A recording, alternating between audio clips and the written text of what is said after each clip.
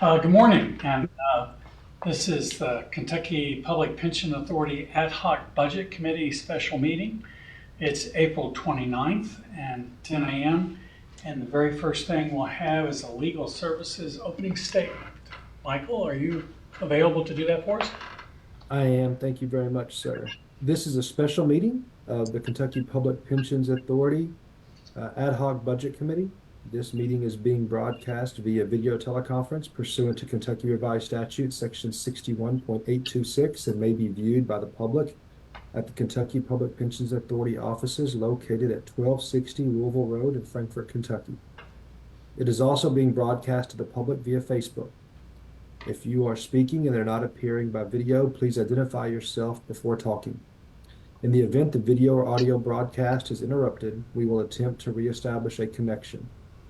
If a connection cannot be reestablished within 30 minutes, the meeting will be adjourned and rescheduled to another date. Thank you. Now we'll have a roll call. Ms. Rankin? Yes. Mr. O'Meara? Here. And Mr. Lane? Here. Thank you. And there's no public comment today. No public comment. Well, we're here to start the discussion about the fiscal year 2025 budget, and I'll hand it over to Mr. Lane. Thanks. The first thing I want to do is actually change the order of those A, B items, and let's talk about B first, which is the timeline and meeting schedule. And let me go ahead and share my screen to do that.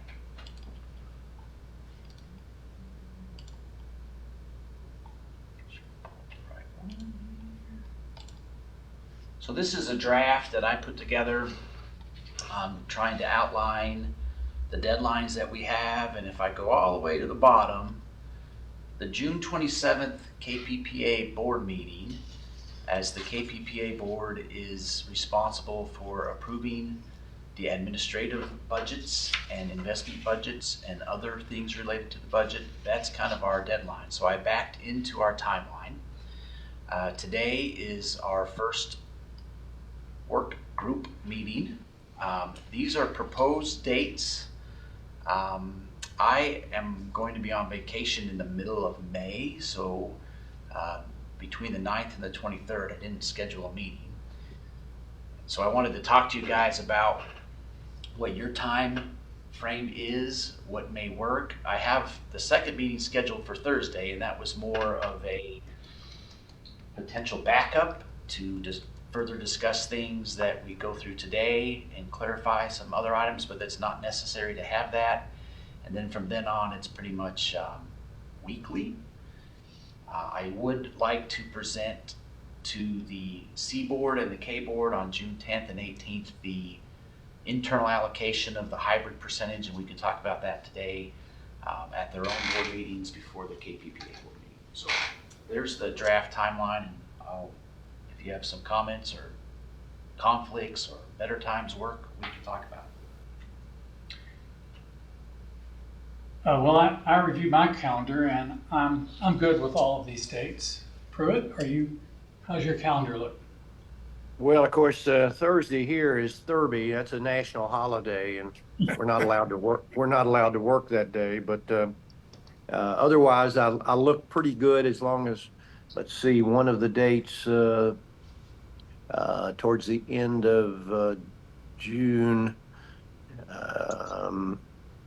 Yeah, the June 20. I'll be able to do it, but I'm pretty sure I'll be able to be on good. I'm traveling, but I'm sure we'll be able to get good service there. So that should be. They look good. Okay. The only other item on here that I wanted to talk about was, in the past, the audit committee kind of was a little bit involved in the budget process. I don't know if that's necessary, but I wanted to, so that one's highlighted. The next audit committee meeting is Thursday, May 30th. I don't know what would be brought to that committee that isn't being discussed here, but so I didn't know if you wanted to see budget item in that audit committee or if we should discuss it with that committee first. Oh, well, we're actually having a meeting after this with audit, so let me bring that up and we'll discuss it. Okay, no problem. All right, thank you. So I don't know if we need a motion or not. I could put together that final timeline and go from there. I don't think we need a motion for two people. I think we're good.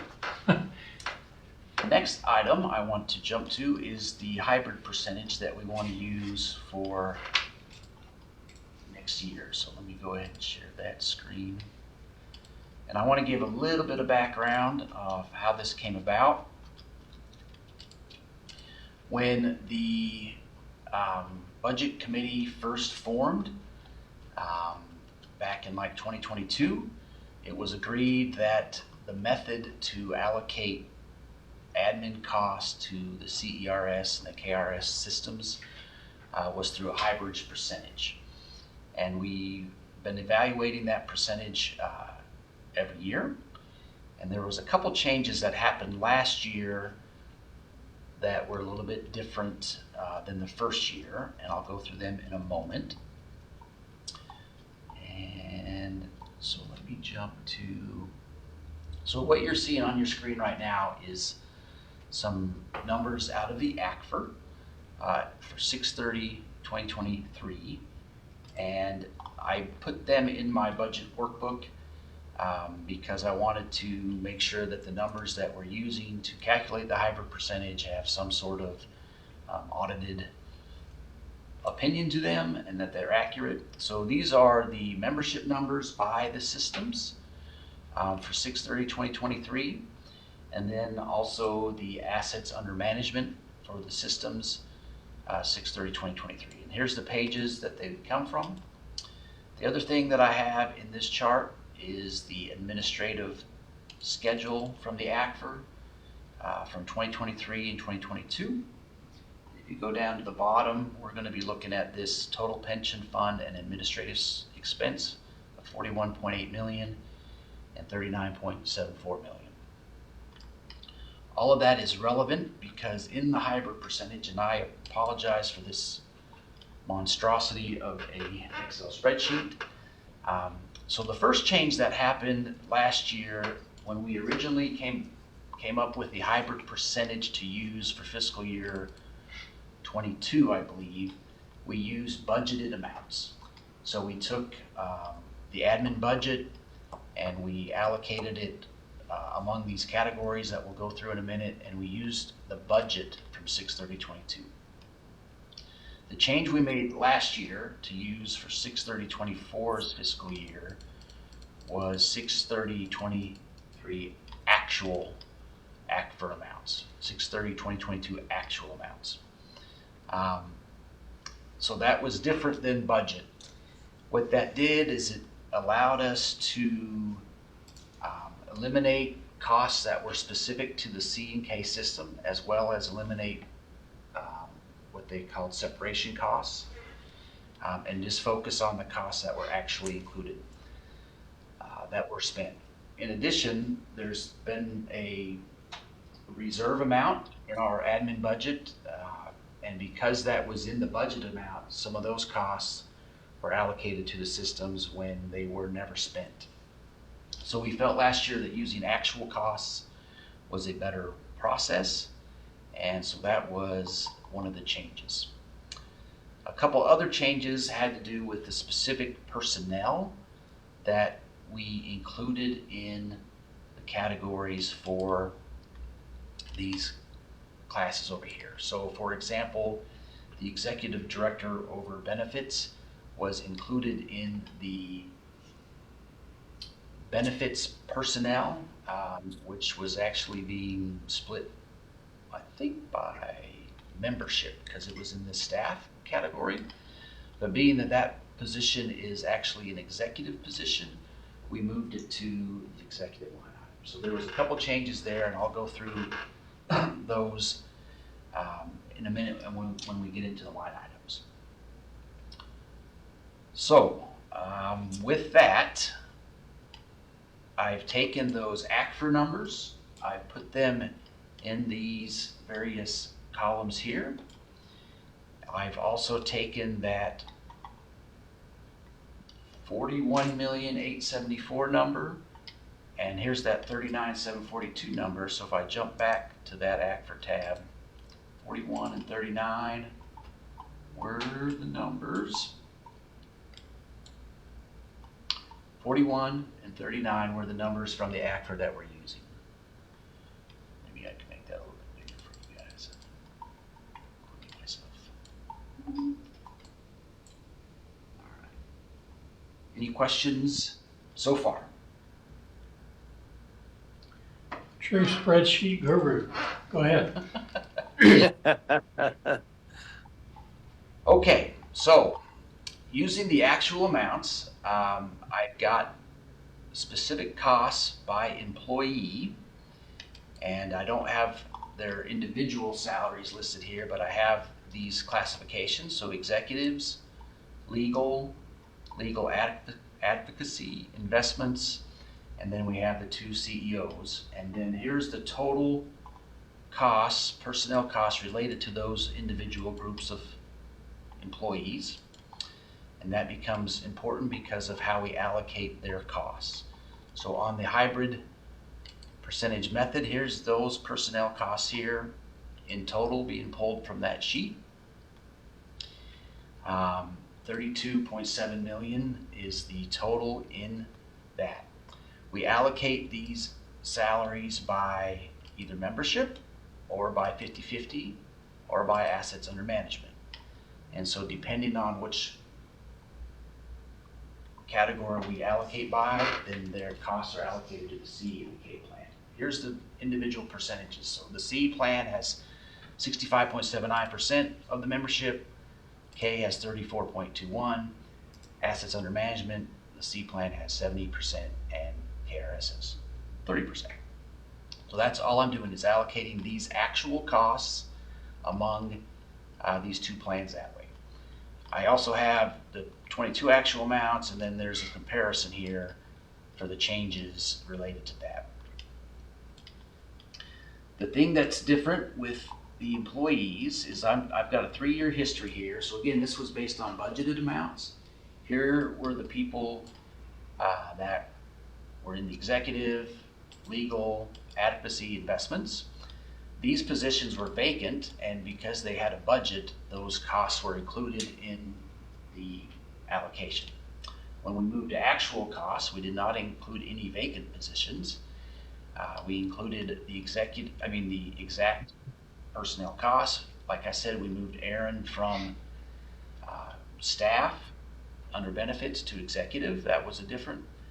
This was a new person that wasn't in the prior year. And these yellow people are also new people that were not in the prior year. So that was the changes from 22 to 23. The changes that I'm suggesting for this year, I am a new person and I put myself in this line item. Katie was a new person and we put her in the executive line item, which is consistent with Sherry. And then these are the new legal personnels and legal advocacy. And then investments, we've hired Brian. He started a little bit before I did, and so his costs are included in investments. And then this is all other staff, which is split on membership. So this $32.9 million should total this number right. 32.7 plus these salaries of the CEOs. Oops, do it this way. Gives me the $32.9 million. If you look at that sum number down there on the bottom, it's very tiny. So what we did last year is we reviewed this employee listing. We made sure we were comfortable with the employees that are included in there, how they're being allocated, etc. So any questions on that, I'd be happy to discuss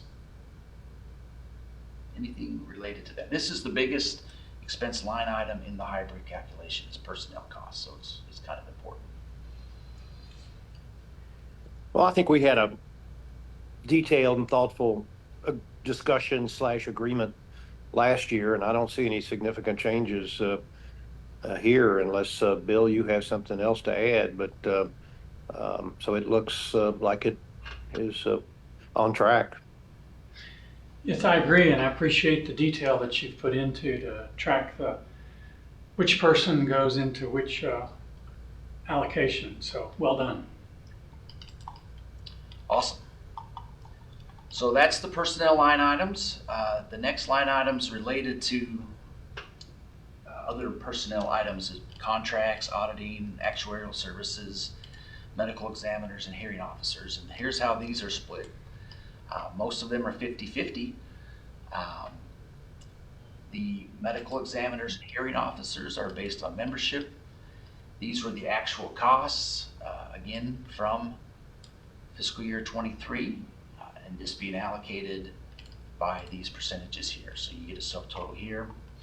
When we get into operational, you got rental of the buildings and equipment, which starts on our copiers, when we had the Louisville office, and what we're paying PPW for the space here. IT is also a big expense, 2.7 million, and that's allocated based on membership as well. And all other costs in the operational category, such as utilities, etc., is also operational. The contingency or the reserve, because it was not spent, if we had to dip into it, we would have split it 50-50, but as you see, there was no actual spend in 23, no actual spend in 22. When we first did the hybrid percentage in under the budgeted amounts for 22, there was $4 million in that contingency. That was also split 50-50 among the plans. So if we take all of that, add it together, I've got $40 million of costs. I'll touch base on these colored ones in just a minute and why they're not included in the hybrid calculation. But $40 million, here's the sum of all of the allocations, and then here's the percentage of that. So right now, the C plan would have 64.16% of the admin costs under the hybrid percentage. Last year, they had 64.34%, so it's gone down 0.18%. And the opposite is true for K, 35.84, and it's gone up from 35.66.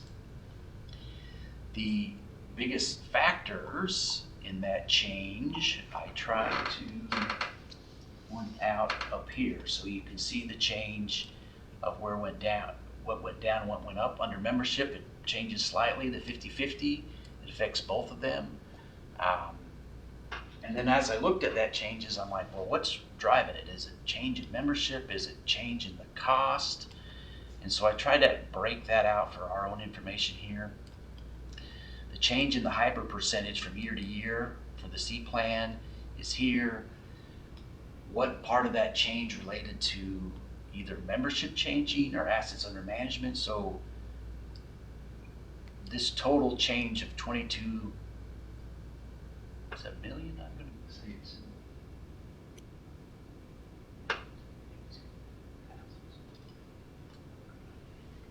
that's million.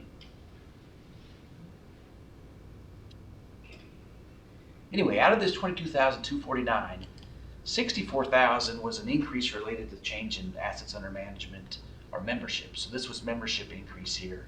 But then the cost change is caused the C plan to go down. So this net impact here is 22,249. So I tried to break that change out by what was driving it. And as you look at the C membership, it actually increased 8,000 members from year to year, and the K membership increased 3,000. So that increase in membership is driving some of the allocation related to this particular line item. And you can look at that on any one of these line items here. I'd be happy to share this spreadsheet with you guys as well for you to do your own manipulations if you'd like.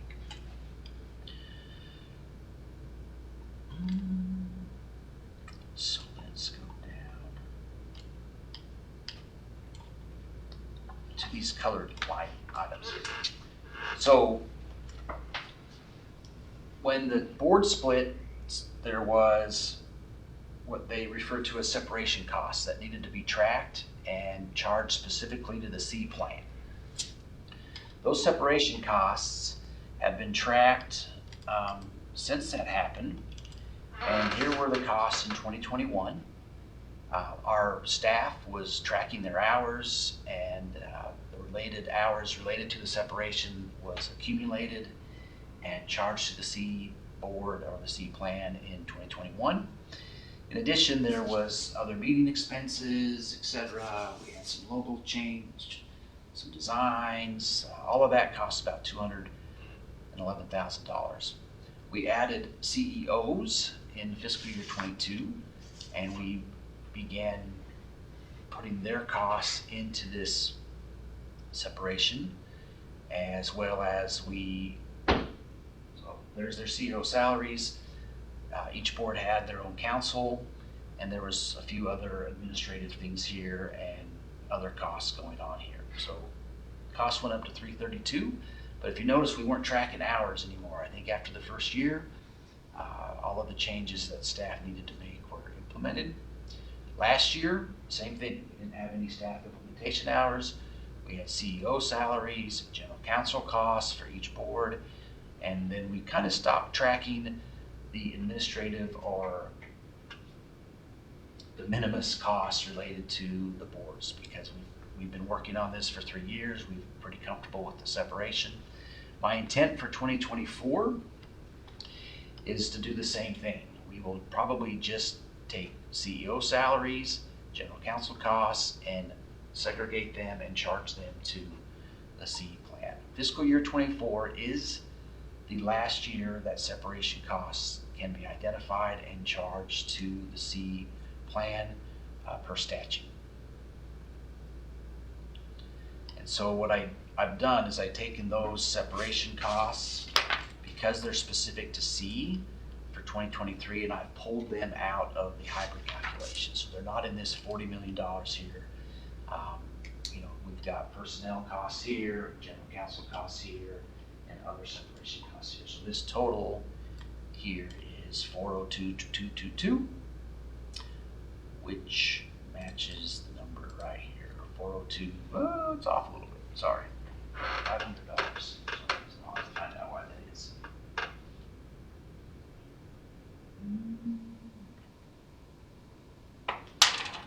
Maybe this wasn't the latest one, but yes, I'm taking that cost out of the hybrid calculation because they're going specifically to either the C or the K board, or they're going specifically to the C board. The other item in this colored area is legal costs specific to either the C plans or the K plans.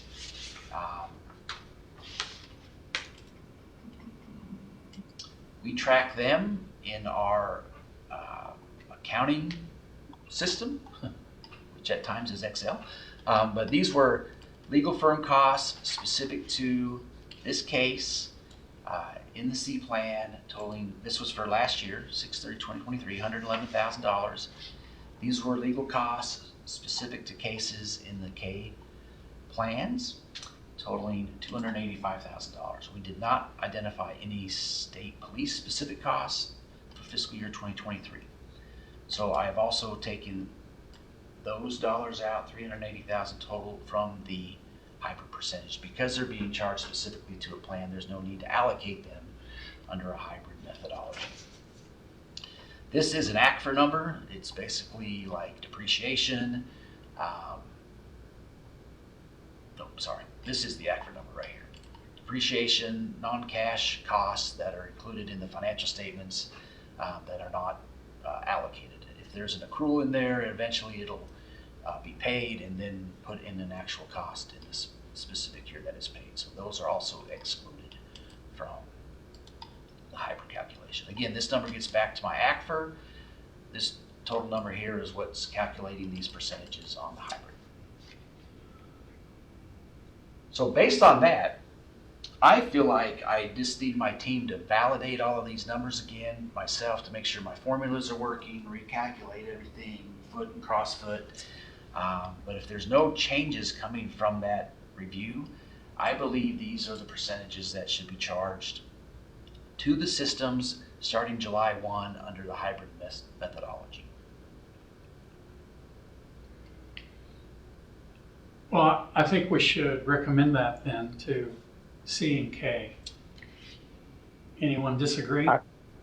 I agree 100%. I think it's despite all the beautiful work you did initially, this is even better documented. Plus, we have a few more facts that have come out. So I'm very comfortable recommending this to the two plans. Do we want to spend any time on these changes or these costs, or most of the cost changes is related to personnel. There's a few down here in the hearing officer line item, but I think you've documented it well.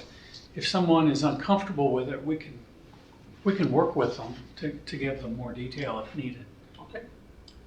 Bill, Yes, Mike said the staff's going to do one last review. If they find any de minimis changes, how do you want to handle that? I can just bring it up at the next. yeah, The next we'll budget skip 30. Yeah. We'll skip 30 and he can bring it up at the next meeting. Okay. Okay.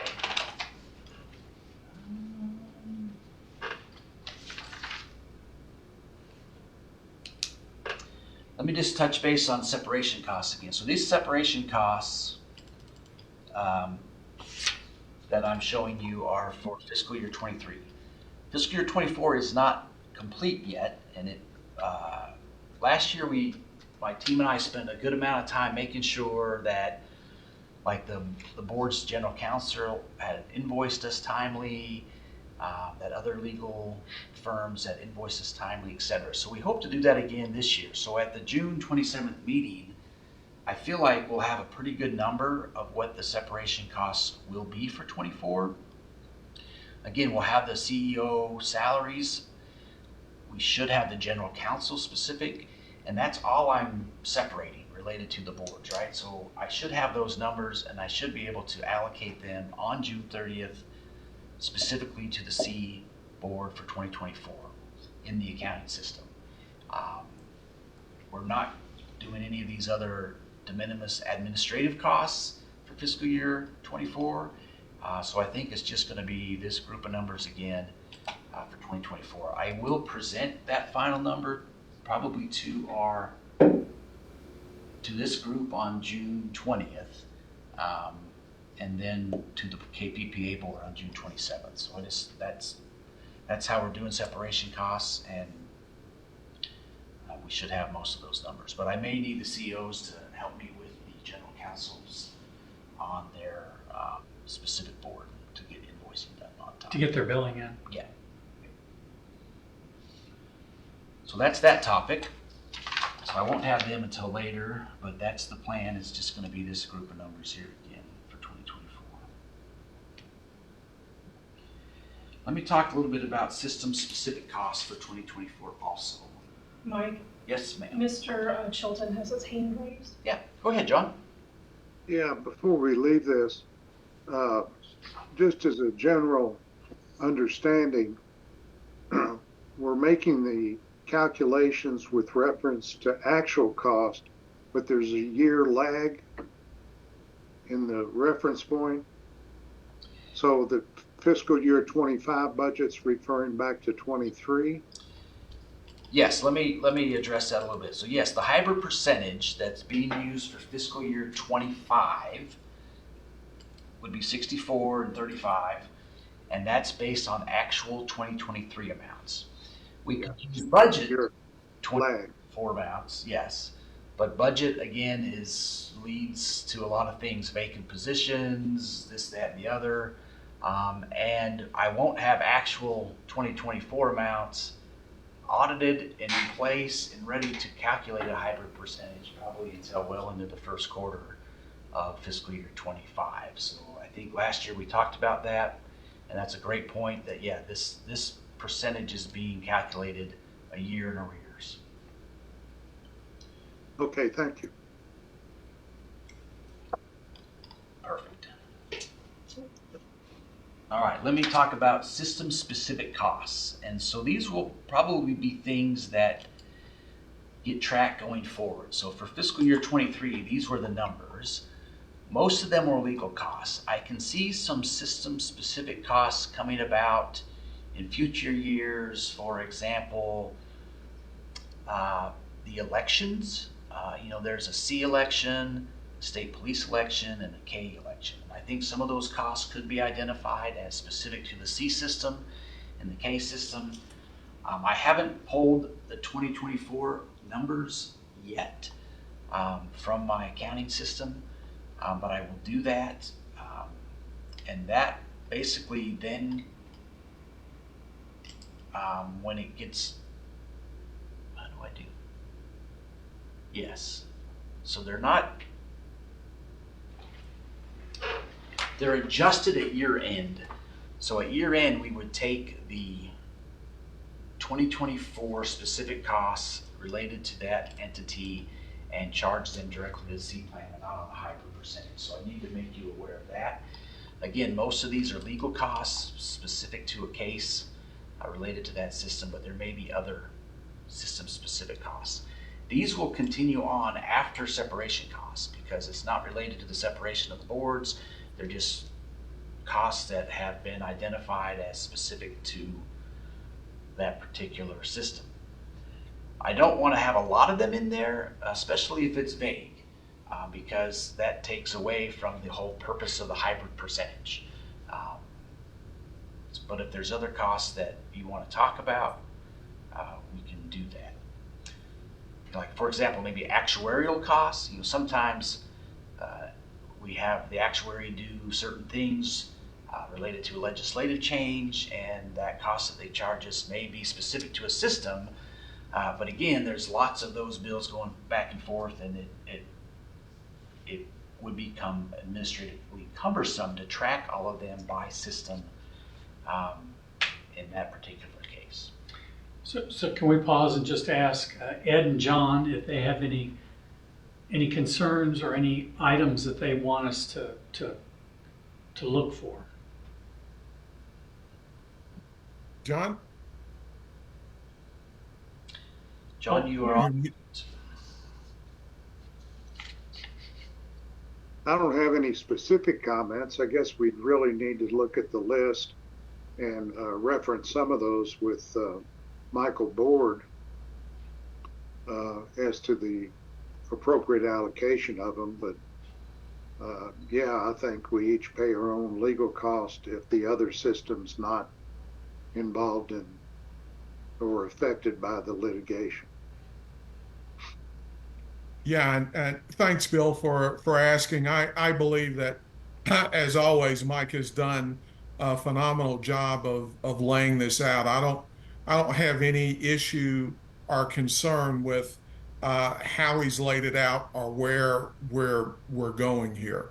This is extremely well done. All right. Okay. As I see costs that may be specific, I'll keep track of them and we can discuss them when it comes time to do that.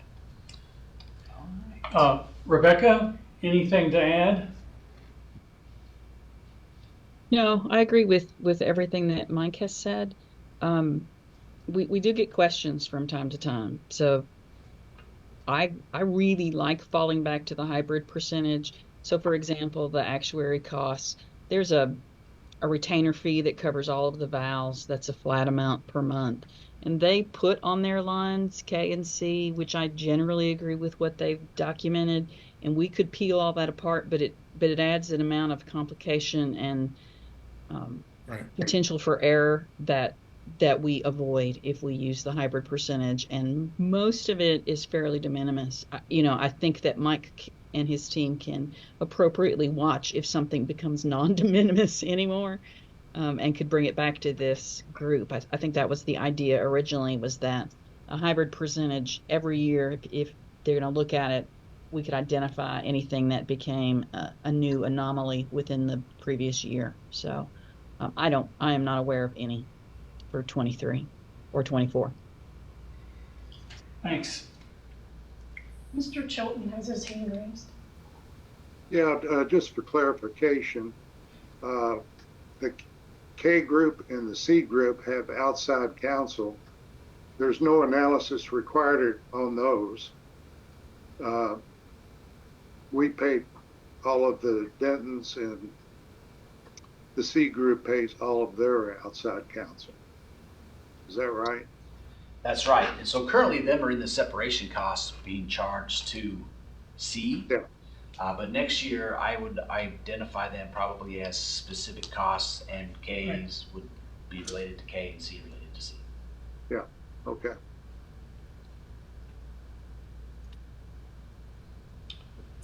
Okay, so that covers most of the hybrid items. Sherry, if you want to pull the agenda back up again, I'll show the admin budget that I have so far, and then we'll talk about the other bullets for a minute. But let's pull that agenda back up.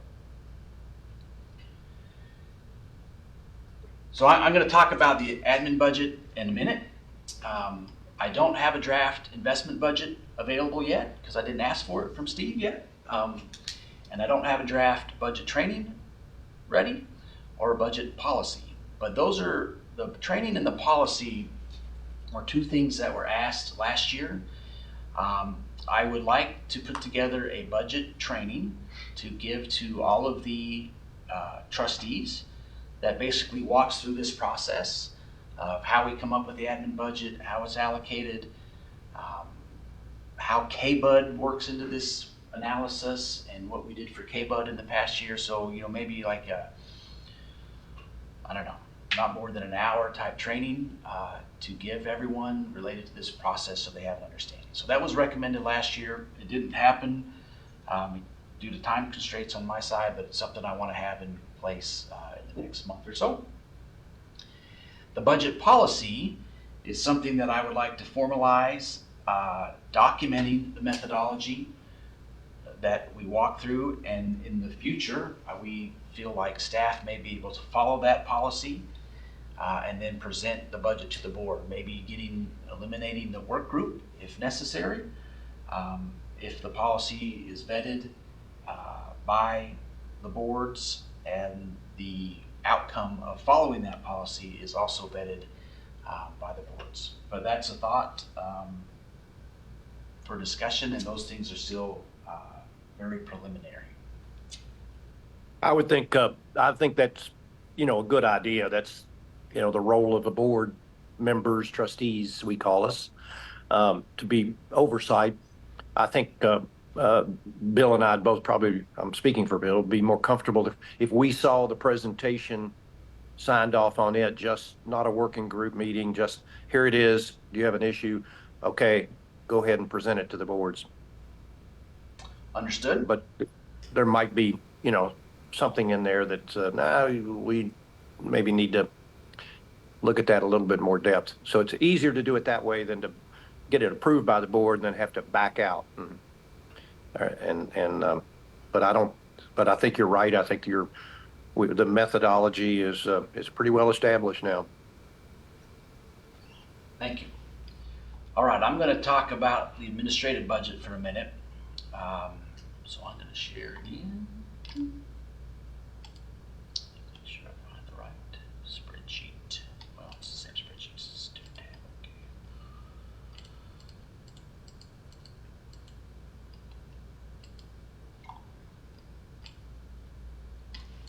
Okay. All right, I have the history of admin costs from 19 all the way through 2023. I have the actual amount of 2024 through March 31 listed in this spreadsheet here. So this is this column. If I go all the way down, I've currently spent, and we go through this in the quarterly meetings as well, $32.1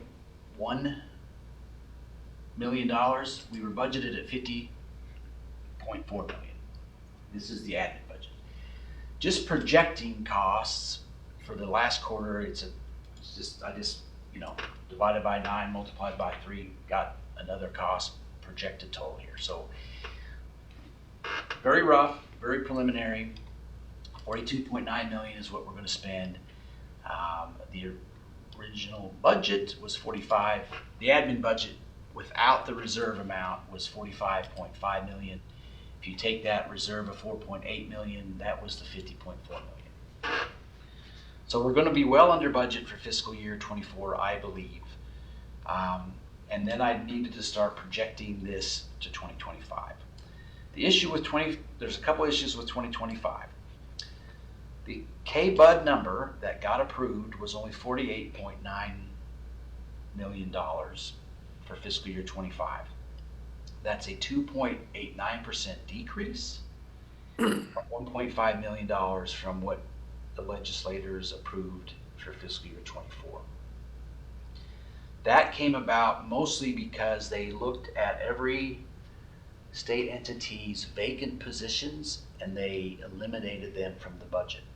So if we didn't have positions filled at June 30, they pretty much eliminated the cost for them. There was a couple other amendments that added some costs back, but not all of our costs. So at fiscal year 2023, we had 251 positions right here. We had 254 when I did the spreadsheet, and I think last week Lori told us we had 258 positions filled. Our cap is 270. In the K-Bud budget, we actually asked for 270 plus 14 more positions over 2 years. We did not get approved for those 14 positions. And again, like I say, they kind of eliminated the costs in the vacant positions. They put a little bit of that back. Right now, rough calculation, I have personnel salaries for fiscal year 25 at $20 million. We budgeted 17.9 last year, so this increase here, is $2.2 million. And if you remember, our reserve last year was 4.8 million. So an increase in salaries alone cuts this reserve in half. And the legislative approved budget, being $1.5 million, also reduces the amount we had in our reserve. Prior to Friday, this number in our reserve was negative. And all I did was take my new personnel costs and I kept everyone's budget exactly the same, including the IT budget at $4.1 million, which was right here. That's the other big cost. So I kept everyone's 2024 budget the same for 2025, except for this personnel line item. And like I said, before Friday, this number was negative.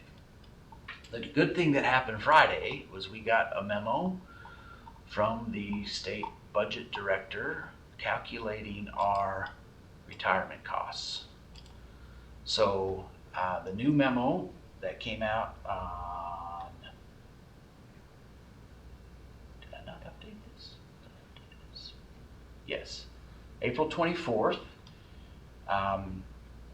is 48.75%. The year before that, retirement costs were 66.17. 2 years prior to that, it was 78. So this number changed dramatically because I had last year's number in there, which was 0.6617. So that means that budget went up, 1.5 million. Salaries went up 1.5 million. Approved budget by K-Bud went down, and we had a negative reserve. So the good news is that's not there anymore because of the reduction in retirement costs. Over one. Yep. So let me put that number back in there.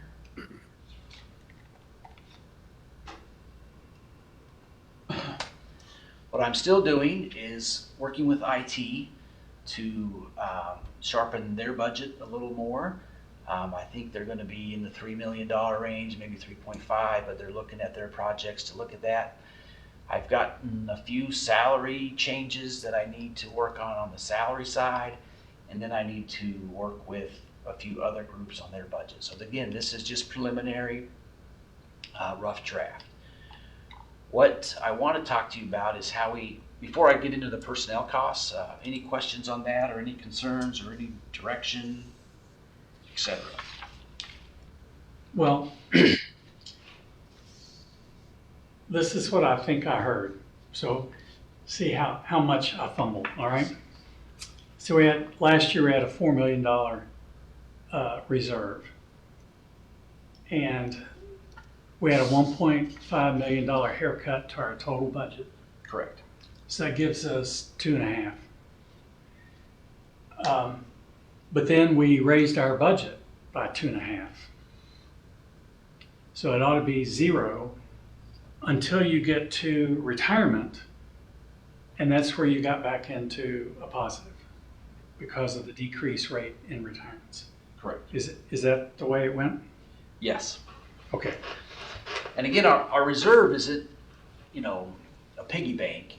We have permission to spend this KBUD budgeted amount, and then we allocate that in this process to the line items through this checks and balances that we do internally, right? So we have a budget of $50 million to spend. That's what's been allocated through the budget bill, and then we allocate it there. If we don't spend it all, we just put that number in a reserve line item, but we don't get to carry it forward. It just stays in the systems and gets invested, and then we use the next year's approved budget from the state. Great training. You just did a great training right there. Right. Agreed. Because that took me a little bit to understand too. Yeah, I was like, "Oh, we got 4 million. Can I carry that forward?" I'm like, "No, I can't." It's Swept and you start over. Okay, so Mike, what's the increase that was allowed in the budget bills for additional compensation for everybody, the percentages? So I think they took that into consideration. I don't really know how all of that sausage is made, right? So I think they looked at the, whatever they call that, it's the listing you get of all the employees. So they looked at all of our employees. I think they added the 6% that was effective July 1 of this year. The budget bill also includes a 3% increase as of July 1 of 2024. So that's in the 24-25. So they took all that into consideration. And really all I see at the end of the day is this budget bill amount of $48.9 million. How they got there is kind of a mystery. In discussing it somewhat by email with our budget analyst, the explanation we got is they pretty much cut the vacant positions and the associated salaries related with those positions. What is the percentage increase for fiscal year 25 and 26? Just the overall raise. It's 3%, John. 3%. State employees our staff will get a 3% raise July 1 and another 3% raise July 1 of 26. Okay, that's what I wanted. I'm sorry, July 1 of 24 and July 1 of 25. They'll get 3% raises. Yeah. Okay.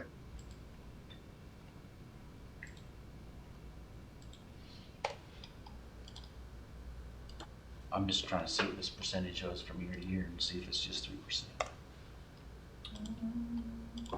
Yeah, so just the change from here to here is only 2% change in KBUD. So in 25-26, our admin budget will be limited to this $49.9 million number, whereas this year is 48.9.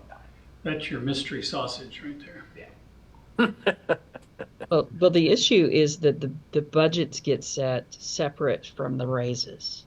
So when the state budget director is creating that at the beginning, and John can probably explain this better than I, but when they're creating it at the beginning before they initially pass it over to folks for the executive branch budget, they also say, and we want these raises, and it's included in this money. And then they start cutting money, and then they have debates about raises, and the two are not necessarily joined again once it leaves the state budget director's office. So, yeah.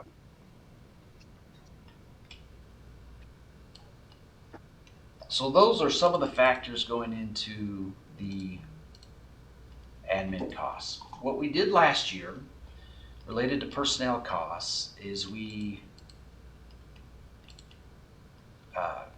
took our total cap of 270, plus we have some interims, so it gives us this total of 295. That's the same this year. I looked at the total vacant positions as of 416. The payroll and HR group helped me with this, and we had 13 on that day. This was the total salaries, not including vacant. This is the estimated salaries of the vacant positions, and this gets me this total salary number here, $20.2 million. Then what we started doing last year in the budget work group is we looked at, out of those vacant positions, which ones are we not likely to fill? What's the estimated salaries related to that? What's our turnover been the last 5 years? And let's factor in the turnover rate. So in the prior work group, it was 12%. It's increased, or it's become better. It's only 11% on a 5-year average.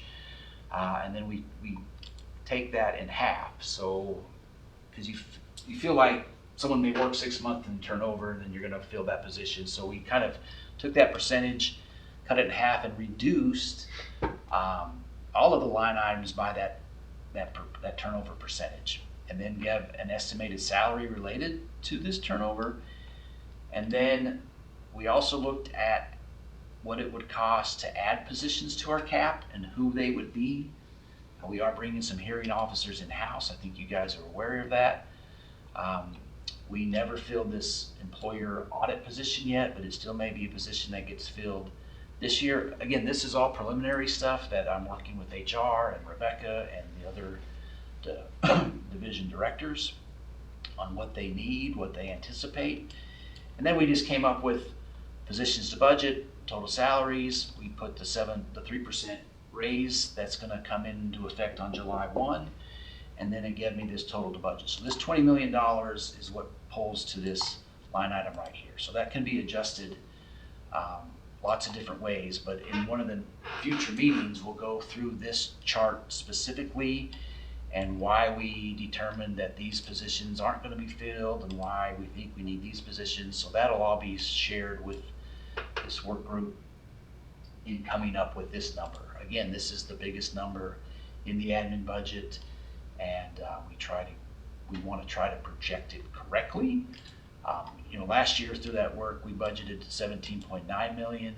It looks like we're going to come in about 18.1, so that's pretty close. And again, this is just an estimate. We want to be that close again next year. So if we're going to budget 20, we want to hit 20. We don't want to be at 17, and we don't want to be at 23 for sure. A lot of this other stuff is just calculations on that, right? So you've got your FICA costs, your employer retirement costs that we've talked about. There's some health insurance premiums, etc. And then I've left, again, every other line item the same. I'll go through that in detail as I work through this and we meet again. So we're going to go over this later? Yeah, because it's just draft. It'll be, with the hybrid percentage kind of out of the way, and separation costs, I mean, the next few meetings will be focused on the admin budget, the investment budget, and then looking at our training and our policy. So. If everybody's okay with it, I'd like to talk about your turnover percent. Sure. The 11%, and then you took half of it. Mm-hmm. And that was our first stab last year. Looks like we missed it a little bit. If you think we're going to be over 200,000, something like that, at the end of the year. Could be, but so what Lori gave me, which was, I have the historical turnover percentages, and if you look at right now in 2024, it's only 6.26%. And that's what I wanted to ask. Haven't there been changes specifically to address turnover? Yes, so there's been a lot of salary adjustments Right. for some specific positions. Mm-hmm. That's probably retained people. I think also the state raises that have been implemented by the legislators have prevented people from retiring and or kept people in place. So yeah, that's had a positive impact on our turnover rate. I kept it at a 5-year average. But, you know, if this continues, then maybe the turnover percentage could be adjusted in our budget calculation for sure. But you've got a 5.5 right now. Yeah.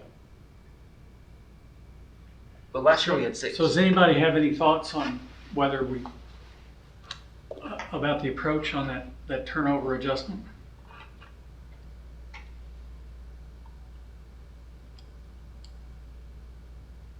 Well, what happens when turnover occurs is that a person's salary goes away, but the replacement doesn't happen for some period of time because of lag in hiring.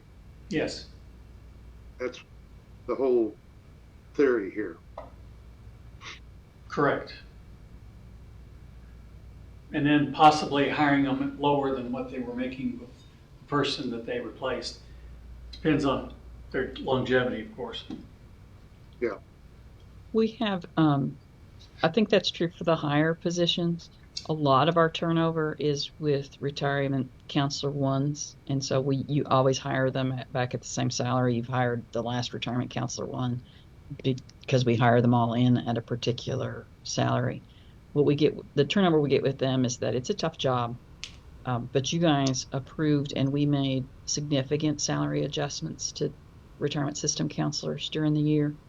So I do think that will have, I'm hopeful that will have a closer to permanent downward trend on our turnover. I'm very pleased with what we've done with that, at least for a few years. Well, I would put this out there for consideration that you stay with your 5-year average and the 5.5 calculation for this year, but let's see if you have a trend in 2 years. We'll get next year's under our belt, see if it stays significantly down from those high turnover years, and then revisit that calculation. Sure. You know, I think we're going in the right direction with these adjustments and what the state is doing. We just need another year of evidence to consider a change. Bill, I totally agree. I'd rather be on the conservative side, but I think you're right. It's going to come down. Yeah, I'm on board on that. And I think the whole turnover is, while we've got people really experienced monitoring it and even knowing the people and all that, there is an element of, I believe this is an accounting term, Kentucky windage in the number, and the 2-year look back is I think appropriate. One thing that will also do in analyzing this difference between what ends up actual and this current, we will analyze and present to you how much of that cost is coming from the state raise, from the position raises, so we can have a good look by group. Yeah. Because this budget is currently increasing by $2.2 million, and we want to know where that comes from, right? Right. And we'll do that. That's good. So with that, that's pretty much all I have for you today. We're skipping Thursday, so that's good. And by May 9th, I should have a draft investment budget and maybe a few other things ready to discuss. So. Great work, Mike. Good work. Good job. Thank you. Even. Anybody else have anything to add? Other questions for Mike to consider?